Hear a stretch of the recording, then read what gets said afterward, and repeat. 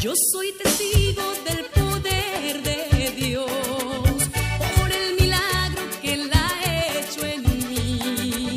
Yo estaba ciego, mas ahora veo la luz divina. Hola mis amigos, qué gusto de estar nuevamente con ustedes en este bonito, interesante programa Testigo del Poder de Dios, que ustedes saben que se transmite aquí en Tijuana.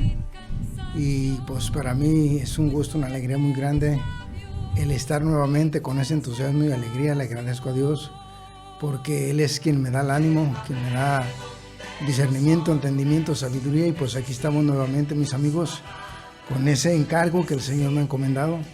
Y aquí les comparto los números telefónicos para si gustan comunicarse: 689-7390, 91 y 92.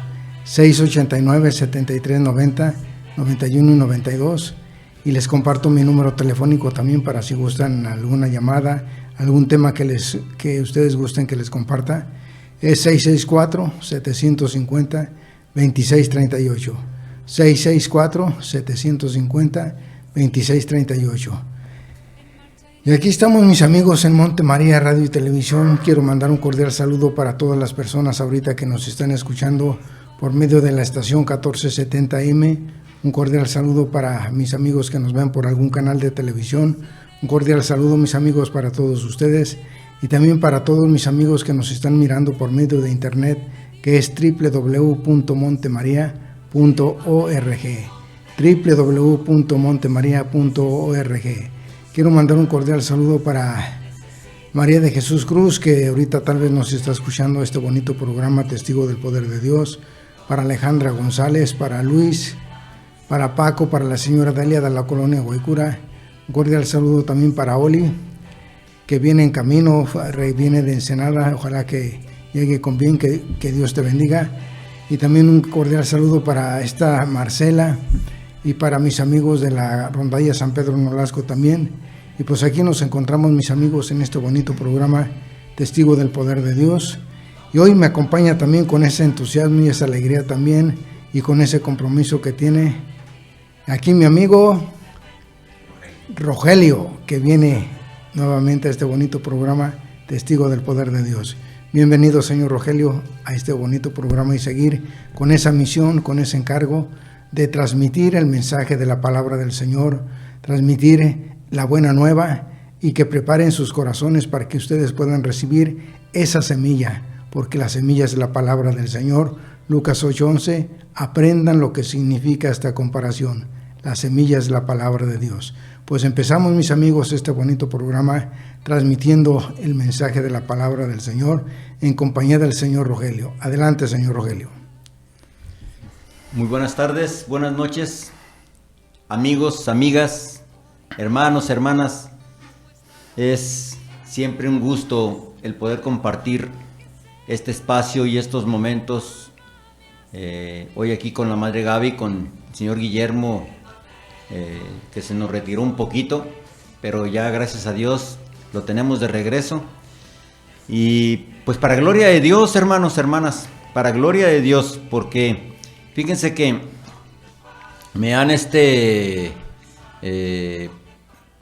algunos comentarios. Y pues ustedes saben que yo no predico, ¿no? Yo no soy predicador. Hombre, meterme a predicar con estos predicadores que el Señor nos ha puesto en nuestros sacerdotes, no, estoy maravillado con la homilía del Padre Jorge en la Santa Misa que acabamos de vivir. Dios se manifiesta a través de sus labios y a través de ellos, bueno, alter Cristos, ¿no? Son otros Cristos en el momento de la celebración y a través de la unción por ese sí maravilloso que ellos dieron. Pero ustedes saben bien que yo lo que hago es tratar de compartir lo que es la palabra de Dios, ¿no? Lo que está escrito en este libro maravilloso que llamamos Biblia. Eso es lo que compartimos, ¿verdad? Lo que compartimos es la palabra de Dios. Ellos son tremendos instrumentos, ungidos por Dios para darnos a conocer el mensaje escrito en este libro que llamamos Biblia.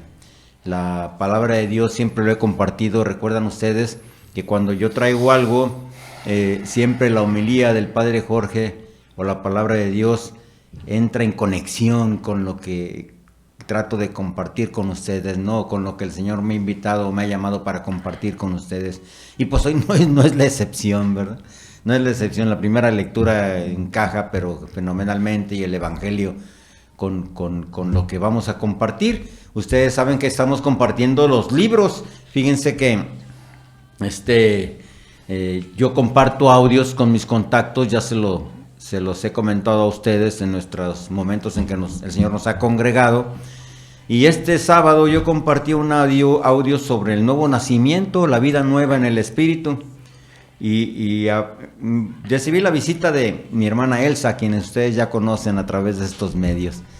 Y me hizo el comentario: estoy escuchando tus audios y me da gusto porque a final de cuentas creo que a lo que he sido llamado es para esto, para compartir la palabra de Dios y difundirla.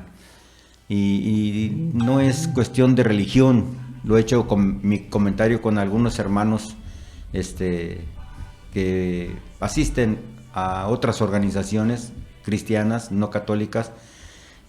La palabra de Dios nos une. Lo que pasa es que lo que nos separa son cosas de hombres, ¿no? La palabra de Dios nos une. Entonces, religiones, pues viene la palabra religare, que significa reunir, significa armonizar, no separar. Reunir, armonizar, no separar, ¿verdad? Y recuerdo mucho al padre Jorge Loring diciendo: el que viendo la naturaleza niega a Dios es un necio, ¿no? Eso está en Sabiduría 31:1.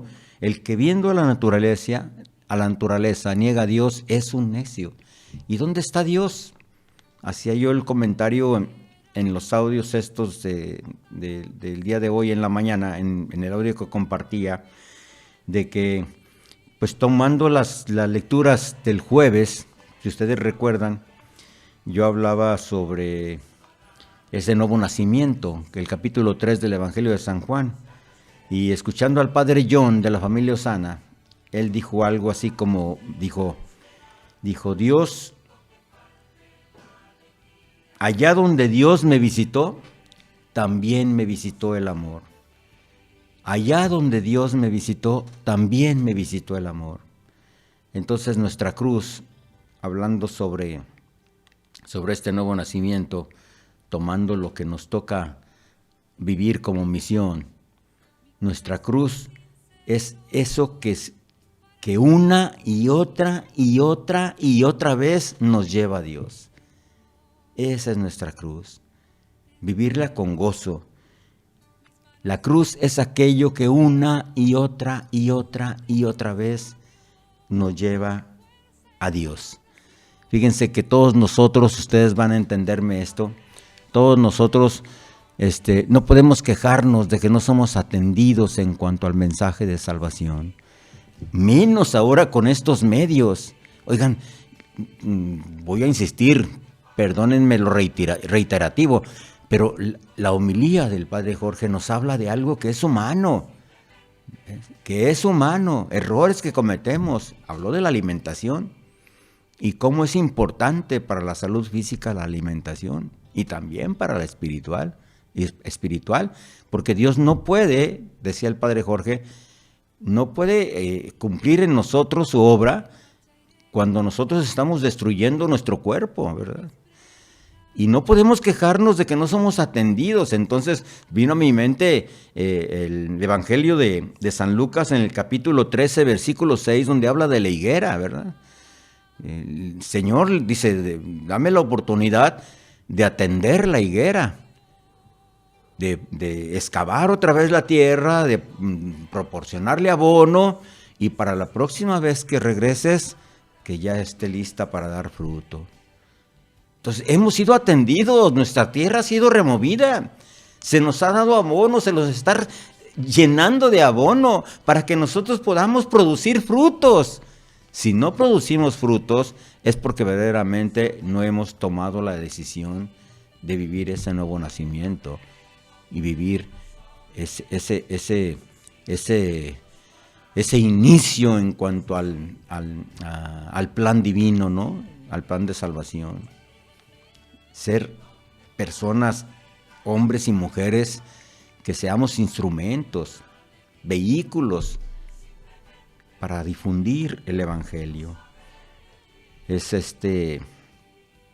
Isaías en el capítulo 5, versículo 4, ese lo voy a leer, dice lo siguiente, escuchen qué hermoso esto, ¿no? Dice, ¿qué otra cosa pude hacer a mi viña que no se lo hice? ¿Por qué, esperando que diera uvas, solo ha dado racimos amargos? Déjenme que les diga lo que voy a hacer con mi viña. Le quitaré la cerca para que la puedan saquear. Se convertirá en maleza para el fuego. Derribaré el muro y será pisoteada. Ya no la cuidaré en adelante. No se podará ni se limpiará más, sino que crecerá en ella la zarza y el espino, y les mandaré a las nubes que no dejen caer más lluvia sobre ella. Esto es tremendo. Y quiero repetir lo que dice en Lucas 13:6. No es que nos podamos quejar que no hemos sido abonados. No podemos quejarnos que no hemos sido visitados por instrumentos, por mensajeros del Señor. No nos podemos quejar de ello. ¿Sí? La otra cita bíblica se las voy a dejar a ustedes. Está en Mateo 21:18. Es tremendo, es fuertísimo ese mensaje, pero no quise dejar de escapar esta oportunidad para introducir lo que vamos a compartir de esta manera. No hay posibilidad de queja. Nosotros estamos recibiendo ese abono. Nuestra tierra está siendo removida. Nos visitan mensajeros de Dios, instrumentos de Dios, para que podamos producir frutos. Muy bien. Recordarán que el audio pasado compartimos el libro de Jueces. Y al final del libro de Jueces, el libro concluye con un... Y en aquel tiempo, en el pueblo de Israel no había rey. ¿Recuerdan? Bueno, pues ahora vamos a dar inicio al primero de Samuel, primer libro de Samuel. Fíjense que este es el primero de una serie de libros que vienen en pares, ¿verdad? 2 de Samuel, 2 libros de Reyes, 2 libros de Crónicas y algunos otros que vienen más adelante, ¿no? Entonces aquí quiero hacer llegar un mensaje, sobre todo a aquellos que proclaman la palabra de Dios. Nos vamos mucho, tenemos la tendencia, hasta yo cometo ese error, de decir primera de Samuel, y no es primera de Samuel porque no es una carta. Es primer libro de Samuel, o segundo libro de Samuel, o si lo quieren reducir a primero de Samuel o segundo de Samuel, pero no digan primera de Samuel, porque no es una carta, es un libro, como abrir y cerrar un paréntesis, ¿verdad? Sobre esto. Entonces, este libro de Samuel nos habla de la historia en sus inicios, del personaje de Samuel. Entonces, el personaje de Samuel representa la transición de esa etapa entre los jueces y la monarquía, ¿verdad? La transición entre los jueces y los reyes. El personaje de Samuel es el instrumento. Y el libro empieza con una narración de su mamá, Ana, en los primeros 2 capítulos, del 1 al 2, Ana yendo hacia el templo para rogar a Dios que le dé un hijo. Fíjense, el pueblo pide un rey, Ana va y ruega, llora, suplica, postrada ante Dios, pidiéndole un hijo.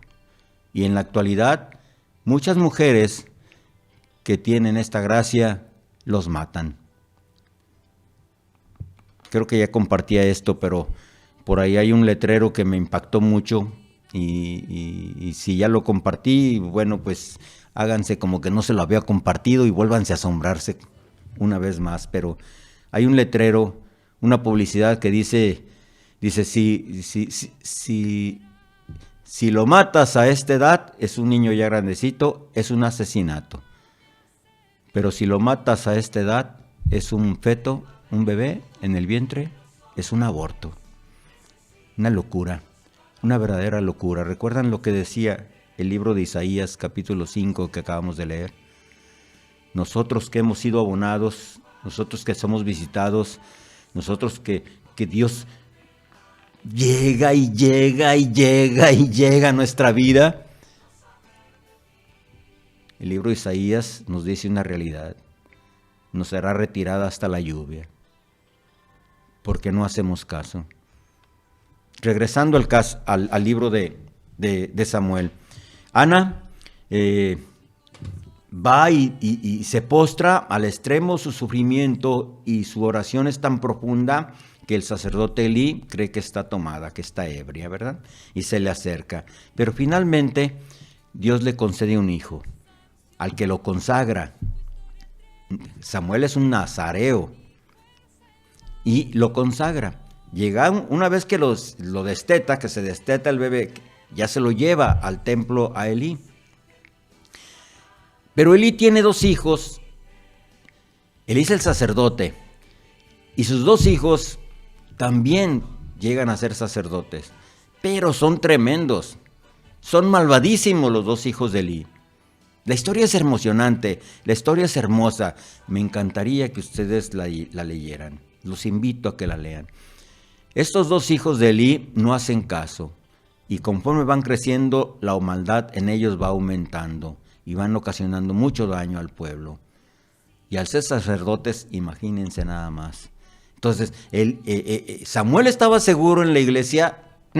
No estaba seguro en la iglesia. Samuel crece, y crece bien porque es protegido por Dios. Al consagrarlo a Ana, Dios lo protege porque tiene un propósito para su vida, para Samuel. Por eso no se contaminó con la maldad de estos 2 hijos del sacerdote Elí, ¿verdad? Entonces, estos 2 capítulos hablan sobre eso. En el capítulo 3 se menciona el llamado de Samuel. Samuel no conocía al Señor, pero él escucha una voz que le dice: Samuel, Samuel. Él va y corre con el sacerdote Elí pensando que el sacerdote es el que le llama y le dice: heme aquí, tu siervo escucha. El sacerdote le dice: no, yo no te llamé. Segunda vez, lo mismo. Y le dice el sacerdote finalmente: si vuelves a escuchar la voz, di, heme aquí, tu siervo escucha, porque él antes decía, aquí estoy, Señor, pero iba con el sacerdote Elí. Y entonces el sacerdote Elí lo invita a decir: heme aquí, tu siervo escucha, porque le dice: yo no soy, es el Señor el que te está hablando. Y lo hace Samuel. Y Samuel es llamado por Yahvé, por Dios. En el capítulo 4 al 6 se nos narra cómo cae el arca en manos de los filisteos en una guerra. Y esa es una narración hasta cierto punto también curiosa, ¿no? Pero que también nos debe llamar nuestra atención. Porque en esta narración los filisteos toman el arca y se la llevan. Entonces la meten al templo del dios Gad, ¿no? Y lo curioso de esto es que el arca en manos del dios Dagón, lo curioso es que el arca en manos de los filisteos, ellos la introducen al templo del dios Dagón y la ponen ahí, y cuando amanece, el dios Dagón está trozado del torso hacia arriba, del dorso, y todo el medio cuerpo está caído, y está caído de cabeza como rindiendo adoración a el arca, ¿verdad? Entonces lo vuelven a levantar, lo vuelven a hacer, y al día siguiente otra vez, ¿verdad? Otra vez la estatua del dios Dagón vuelve a amanecer caída y como adorando el arca, ¿no? Pero además de esto, los filisteos tienen una enfermedad, les surge una enfermedad, hay una plaga, y esa enfermedad son tumores, les salen tumores a todos ellos, además de una plaga de ratones, ¿verdad? Entonces ellos dicen, no, esto es por el arca de los israelitas, vamos a regresarla. Entonces la regresan, pero dicen, pero no la podemos regresar sin nada. Entonces, como a ellos les salían tumores, ellos hacen tumores de oro, 5 tumores de oro, y como tenían una plaga de ratones, pues hacen 5 ratones de oro. 5, ¿por qué 5? Porque eran 5 los príncipes, los líderes de ellos, 5 los reyes de ellos, ¿no? De las 5 ciudades que ellos tenían. Y entonces ellos hacen 5 tumores y 5 ratones. Lo ponen en la arca, agarran dos reses que no habían sido utilizadas y dicen, si las reses se dirigen directamente por sí mismas sin conducción hacia los israelitas, pues es que sí es, ¿verdad?, lo que nos está ocasionando. Y pues así sucede. Y pues todo esto nos trae algunas cosas, ¿no? Yo, por ejemplo, yo recuerdo, discúlpenme lo que voy a decir, pero yo recuerdo mi interrogación cuando yo iba a vender a San Juan de los Lagos y yo me interrogaba, yo me cuestionaba por qué razón la gente compraba en los negocios que están afuera del templo de Nuestra Señora de San Juan de los Lagos, e incluso compraban objetos como para señalar el milagro que les fue concedido, ¿verdad? Y eran miniaturas y iban y las colgaban. Entonces yo sé que es parte de la tradición, pero algunas cosas que pues yo no entendía por qué, pero bueno, esto es para reflexionar y para otro momento y para otra plática. Entonces fíjense que en este capítulos del 4 al 6, que narra el arca en manos de los filisteos, se dan estos datos curiosos, ¿verdad? Y luego viene el capítulo 7. El capítulo 7 es el llamado que hace Samuel al arrepentimiento al pueblo. El llamado que hace Samuel al arrepentimiento. Escuchen lo que dice Samuel al pueblo. Le dice así, en el capítulo 7, versículo 2. Desde el día en que el arca quedó instalada en Carlatiarim, transcurrieron 20 largos años durante los cuales el pueblo de Israel gemía y suplicaba a Yahvé. Entonces Samuel se dirigió al pueblo diciéndoles, si ustedes vuelven a Yahvé con sinceridad, quiten de en medio de ustedes los dioses extranjeros y las imágenes de los Baales y Astartés. Mientras ustedes permanezcan fieles a Yahvé, sirviéndole solo a él, Yahvé los librará de los filisteos. Los israelitas, pues, expulsaron los Baales y las Astartés y se pusieron a servir solo a Yahvé. Este es el llamado que hace Samuel a la conversión al pueblo en el capítulo 7, del 2 al 4. En el capítulo 8 al capítulo 12 se narra todo lo que es la transición de Samuel a Saúl. Entonces, ¿qué es lo que quería el pueblo? Quería un rey, pero el problema no era que quería rey. Samuel, muy molesto, se dirige a Yahvé y Yahvé le dice a Samuel, oye, ¿pero por qué te molestas tanto? No es a ti a quien rechazan. Yahvé Dios le dice, es a mí el que están rechazando al solicitar un rey.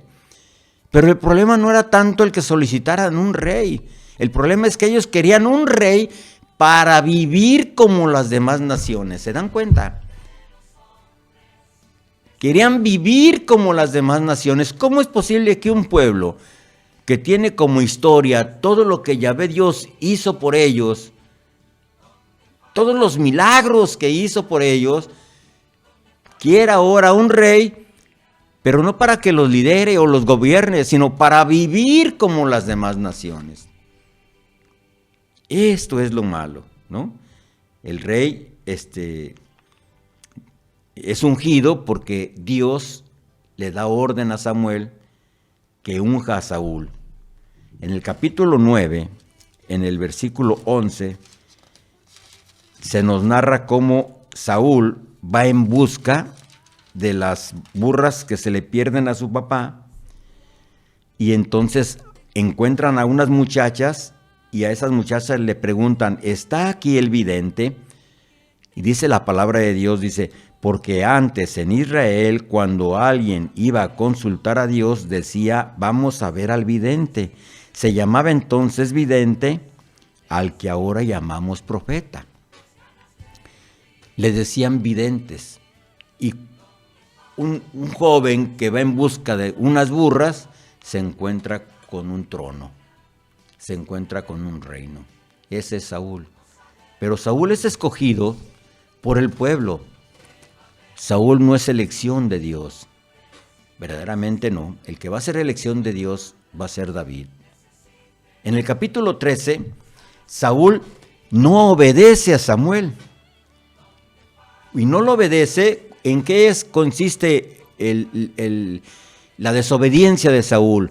En que Saúl no era sacerdote. Saúl era el rey. El sacerdote era Samuel. Samuel era el último de los jueces. Era profeta y era sacerdote. Y Saúl, tiene la orden de esperar a Samuel para ofrecer el sacrificio, pero se desespera y él ofrece el sacrificio. Y al ofrecer el sacrificio, él desobedece porque usurpa las funciones del sacerdote sin ser sacerdote. Esta es una de las desobediencias por parte de Saúl. Además de que Saúl no era una buena persona. En el capítulo 15 hay otra desobediencia por parte de Saúl. Fíjense que Saúl entra en pleito con los amalecitas. La narración está desde un poco antes, ¿verdad? Pero entra en pleito con los amalecitas y el rey, la orden que tiene Saúl es anatema, es decir, destruir todo, sin quedarse con nada, sin salvar nada, sin perdonar nada. Todo. Desde el rey hasta los animales, ¿no? Y hasta las cosas y propiedades. Pero entonces Saúl desobedece porque le perdona la vida al rey. ¿Por qué le perdona la vida al rey? Porque algunos reyes, algunos líderes capturaban vivo al rey y mantenerlo con vida les daba orgullo, para humillarlo, para proporcionar una mayor humillación y mostrarse a los demás como el vencedor, ¿no? Como el poderoso. Pero no. Saúl lo que hace es que le perdona la vida a Agag, el rey de los amalecitas, pero también se queda con las mejores reses, con lo mejor de su ganado, porque los amalecitas tenían mucho ganado. Y además de que se quedan con parte del botín. Entonces, esto, pues no puede ser. Ahora, el perdonarle la vida a Agag va a causar problemas posteriormente. Los invito a que lean el libro de Esther, ¿verdad? El libro de Esther, de Ruth. Y en el capítulo 16, versículo 14, el espíritu de Yahvé se aparta de Saúl. En el capítulo 16, versículo 14, se nos narra cómo ante la desobediencia y la actitud de Saúl, el espíritu de Yahvé abandona a Saúl. Pero nosotros sabemos que pues es regla de la naturaleza, ¿verdad? No hay espacios vacíos. Además, Jesús lo dice en su evangelio, que cuando, no sé, la narración creo que es un espíritu que abandona a una persona y cuando regresa lo encuentra limpio y trae a otros, ¿no? ¿Por qué? Porque los espacios se tienen que ocupar. Los espacios se tienen que ocupar. Cuando tú y yo abandonamos o causamos que el Espíritu de Dios nos abandone, otro espíritu va a entrar en nosotros. Vamos a ser llenados por otro. ¿Por qué? Porque no podemos estar vacíos. Entonces, a Saúl le pasa esto. El Espíritu de Dios, ante su maldad, lo abandona. Y inmediatamente el Espíritu busca a David y poderosamente toma a David. El Espíritu de Yahvé. Poderosamente toma a David. Entonces entra en Saúl un espíritu malo. Y es principio de la naturaleza, recuerden. No hay espacio vacío. Si se vacía de algo, se llena de algo. Cuando el espíritu abandona a Saúl, el espíritu toma poderosamente a David. Le voy a dar, señor Guillermo, ¿quiere hacer algún comentario? Sí, pues señor Rogelio, ya hay mucho para compartir de lo que ahorita he compartido. Voy a hablar así cortito para que haya más tiempo para que siga compartiendo el mensaje de la palabra. Nos ha compartido hace un momento, escuchar el llamado. Y el llamado es algo bien importante. Nuestro primer llamado es a la vida, a la existencia, a existir aquí en este mundo. Y ese llamado viene por Dios. También nos dice y nos habla de la cruz. Pues todos venimos con una cruz desde que nacemos. En Mateo 16:24 dice: aquel que quiera venir tras de mí, que se niegue a sí mismo, que tome su cruz y que me siga. Pues todos venimos con una cruz, unos más pesados, otros más grande. Y hay algo también, como nos dice, la alimentación. Bueno, está la alimentación del cuerpo, que pues podemos estar sanamente, pero cómo estamos interiormente, espiritualmente, cómo está fortalecido nuestro espíritu, nuestra alma. Porque puede ser como una planta, pónganse a pensar, la planta necesita agua, aflojar la tierra, solecito para que esté bien. Si la descuidamos, se va a marchitar y pueda que así esté nuestro espíritu, nuestra alma. También nos habla de la higuera. Esa higuera somos nosotros. Y es en Lucas 13:6-9, que le dijo: amo, ya van 3 años que vengo a buscarle fruto a esta higuera y no la encuentro. Y le respondió: córtala, ¿para qué está ocupando inútilmente la tierra? No, amo, entre tanto le escarbaré alrededor, le echaré estiércol para ver si esta vez da fruto, si no la cortaré desde la raíz. Entonces, ¿cuánto tiempo tenemos que no le damos la respuesta al Señor? Como le dijo: amo, ya van 3 años que vengo a buscarle fruto a esta higuera y no la encuentro. ¿Cuántos años tienes que no le das un fruto al Señor? Nomás ponte a reflexionar. ¿Cuánto tiempo? ¿Cuántos años? Y nos hablas también, señor Rogelio, de la vida. Y me gustó algo muy bonito que ahorita compartí, unas palabras de defender la vida. Porque cualquier forma de vida se debe de respetar y hacer todo lo posible para que viva. Desde el momento que queda engendrado en el vientre, ya tiene un alma viviente y se le debe de dar la oportunidad de vivir. Porque por medio entre un hombre y una mujer se forma una nueva vida. Y así es que la vida se debe de respetar y darles la oportunidad de vivir. En Éxodo 1:27 nos dice: hagamos al hombre a imagen y semejanza mía. Y en Jeremías capítulo 1 del 4-6, fíjense lo que dice: el Señor me dirigió la palabra diciéndome: desde antes de plasmarte en el vientre materno ya te conocía, y antes de que salieras de ahí te escogí. Entonces, ahí está, el Señor ya nos conocía desde antes que estuvieras en el vientre. Ese es un llamado que el Señor nos ha hecho. Entonces, la vida viene de Dios, y cualquier forma de vida, les vuelvo a repetir, se debe de respetar y hacer todo lo posible para que viva. ¿Quién soy yo para quitarle la vida a ese niño que viene en el vientre, que ya no más porque viene con síndrome de Down o que viene con alguna, ¿cómo les diré?, que viene sin manos, sin pies o algo así, y luego dicen: hay que abortarlo para que no sufra?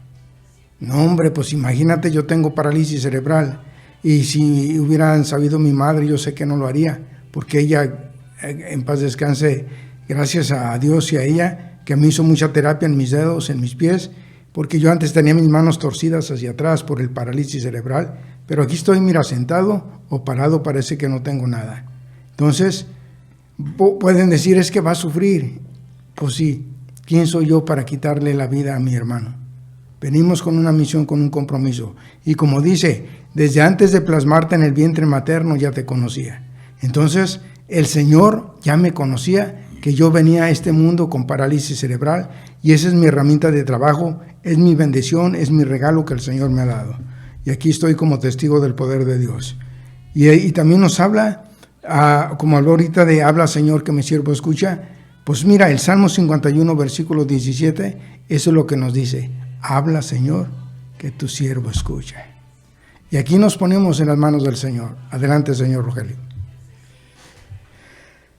Fíjense que, bueno, el capítulo 17 de este primer libro de Samuel habla sobre David y Goliat.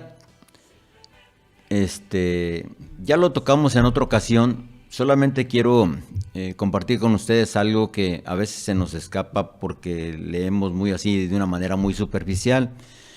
Pero si acudimos a este capítulo nos vamos a dar cuenta cómo Saúl era mentiroso también, ¿verdad? Entre otras de sus defectos, ¿no?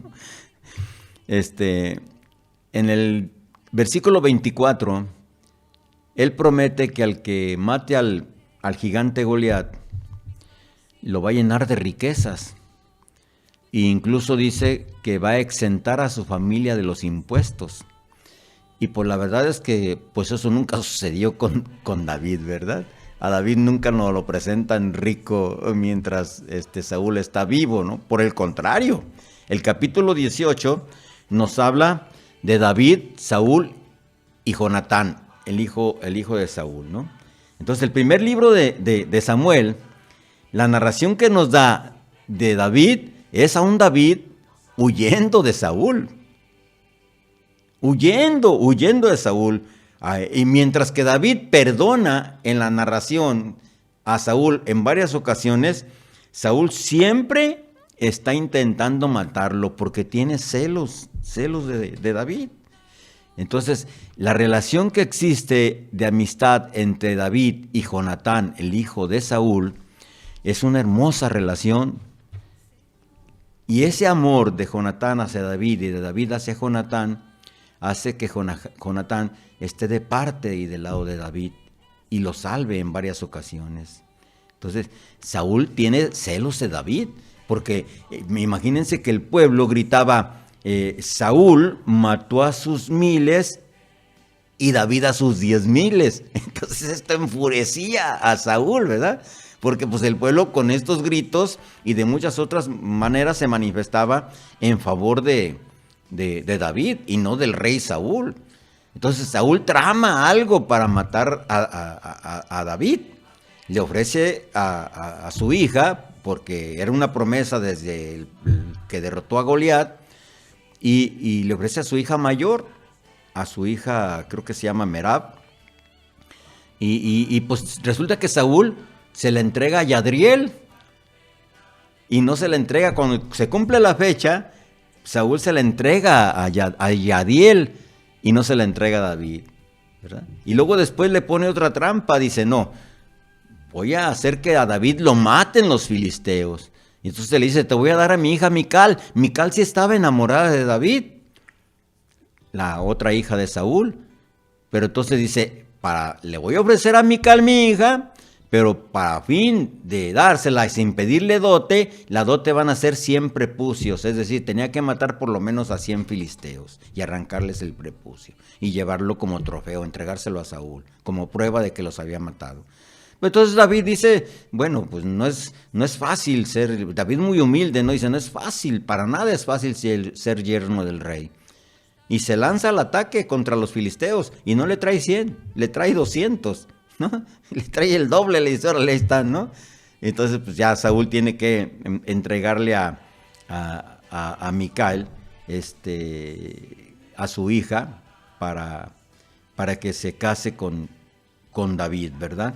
Pero toda la intención de Saúl era siempre matar a David. Lo persiguió. Y esto se nos dice en toda la narración, en estos capítulos, ¿verdad? Que la persecución era, pero obstinada, feroz, ¿verdad? Entonces, hace un rato el padre Jorge, en las lecturas del Evangelio y en su homilía, hablaba sobre el perdón. Entonces, fíjense nada más que si un hombre peca contra otro hombre, pues el Señor intercede. Pero si peca contra Dios, ¿quién intercederá? Si peca contra el Señor, ¿quién intercederá? Y el pecado de Saúl era contra Dios. Era contra Dios. Entonces, en el capítulo 2, en los versículos del 25 en adelante, se nos muestra que, quiero retomar un poco a lo que es los hijos de Elí y la infancia de Samuel. Se nos muestra a los hijos del sacerdote Elí, que eran sumamente malos, ¿verdad? Y quiero retomar esto porque a veces nosotros cometemos el error de creer que, vamos, lo voy a decir así, recíbanlo por favor de una manera muy cristiana, ¿verdad? A veces pensamos que en la iglesia o en las comunidades o en las reuniones o en los salones o en las actividades dentro de la iglesia no hay peligro. Y créanme que sí hay peligro. Oigan, tengamos presente que Satanás estaba en el aposento alto, ¿lo recuerdan? Ahí fue donde entró en Judas. Entonces, Samuel estaba en peligro, pero Dios lo protegía, porque era un consagrado. Ahí dentro de la iglesia estaba en peligro por la maldad de los hijos del sacerdote Elí, pero fue protegido, no fue contaminado. Entonces, el rey David era un elegido por Dios. Estaba en peligro mientras viviera Saúl y tuvo la oportunidad de matar a Saúl, pero él era protegido. Él estaba convencido de que él no podía poner la mano sobre el ungido de Dios, porque él reconocía a Saúl como el rey ungido de Dios. Y esto mostraba el interior de David. Esto mostraba y manifestaba cuál era el pensamiento y cómo era la humildad del rey David, ¿no? Entonces, el rey David pues no tuvo oportunidad de relacionarse con Samuel, porque Samuel muere antes del periodo de reinado del rey David. El primer libro de Samuel nos damos cuenta que inicia con una oración, y el segundo libro de Samuel concluye también con una oración. En el capítulo 11 de este primer libro de Samuel, Saúl, que ya es rey, esto porque alguien me hizo un comentario y por eso lo quiero tocar.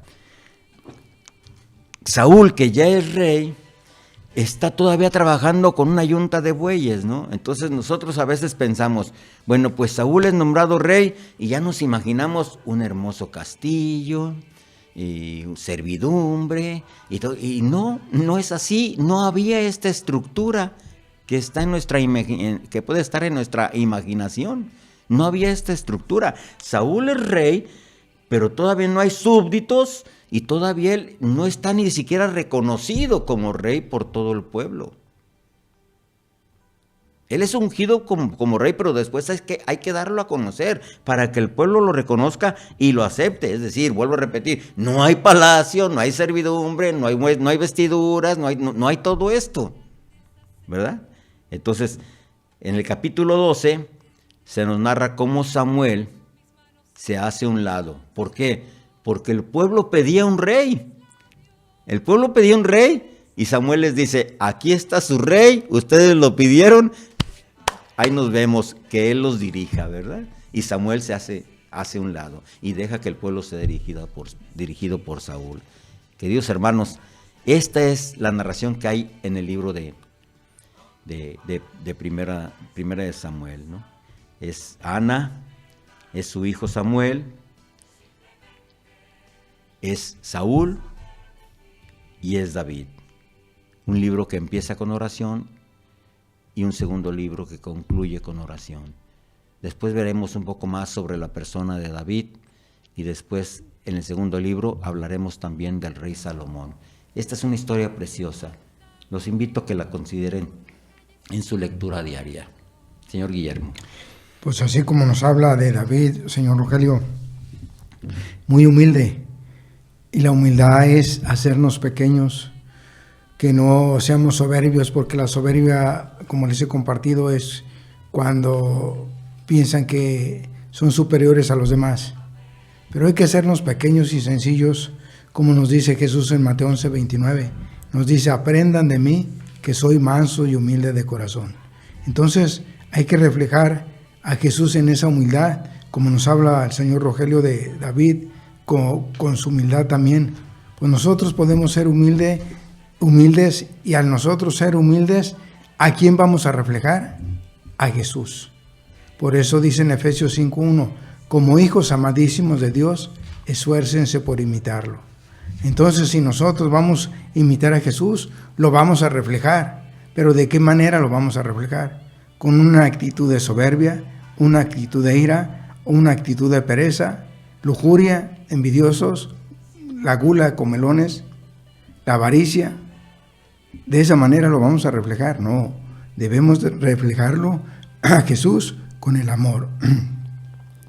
Entonces nosotros, al reflejar a Jesús con el amor, por eso nos dice en Mateo 12:34, de la abundancia del corazón es como habla tu boca. Entonces vamos a reflejar a Jesús con amor donde quiera que nos encontremos. Adelante, señor Rogelio. Sí, creo que ya hay poco tiempo. Nada más me gustaría reiterar un poco con lo que iniciamos este diálogo, ¿no? Este encuentro. Nosotros podemos ver, yo tengo la experiencia y yo mismo soy un testimonio de esto que voy a compartir. Conocemos a muchas personas, o nosotros mismos no nos damos cuenta lo que es vivir. No nos damos cuenta. Transcurre nuestra vida en una rutina sin considerar lo que es verdaderamente vivir. Imagínense ustedes si podemos considerar lo que es nacer de nuevo en el Espíritu, lo que maravillosamente nos escribe el evangelista San Juan en el capítulo 3. No tenemos conciencia del nuevo nacimiento. Podemos escuchar una predicación y otra y recibir más información de otras fuentes, pero no somos conscientes, no podemos entender ese nuevo nacimiento. Si no somos capaces de entender lo que es vivir, no podremos entender mucho menos lo que es el nuevo nacimiento. Abramos nuestro corazón a la experiencia de Dios. Dejemos que Él nos capacite para esta comprensión de este nuevo nacimiento. Señor Guillermo. Así es, mis amigos, hemos llegado al final de este bonito programa Testigo del Poder de Dios, y como nos dice el señor Rogelio, nos habla de la vida, de vivir. El sentido de la vida es vivir en lugar de morir y crecer en lugar de consumirnos. Entonces, mis amigos, hemos llegado al final de este bonito programa Testigo del Poder de Dios. Recuerden lo que nos dice, si Dios nos permite, para el próximo sábado aquí estaremos nuevamente. Y recuerden el Salmo 4:9 que nos dice: en paz me acuesto y enseguida me duermo, pues solo tu Señor me da seguridad. Y recuerden bien algo bien importante que ustedes ya saben: Dios es amor y te ama. Yo soy testigo del poder de